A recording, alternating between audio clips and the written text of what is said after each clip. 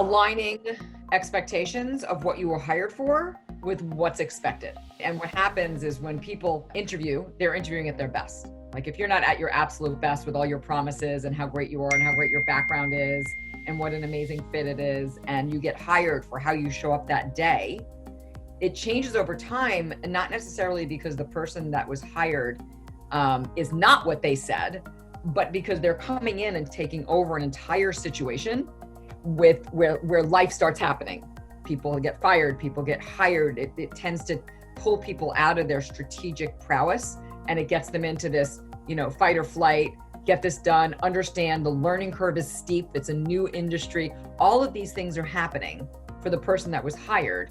And the communication between the hiring manager or the board chair or whoever is above that person, whoever made the decision to hire, the disconnect between their expectations and what the person is promising isn't skills.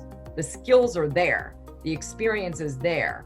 It's the expectations are not aligned or not understood, right? So it's all about communications and creating the communication with the board, with the senior level management of what you're doing and when. Not about asking for permission and checking in. It's more about how do you share your strategy with somebody that may not understand the company from your perspective, right? So if I come in and I'm running a company and I'm like, I know exactly what I want to do with this company, but then 50 softballs are thrown at me, right? And all of these things are coming from everywhere.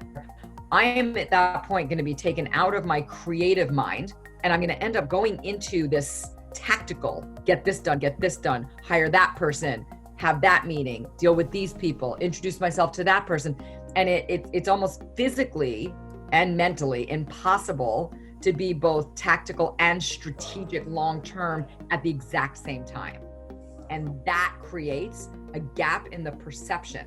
So now we're going back to, why do I coach people? If everybody's like, give me one sentence of what I'm going to get out of coaching.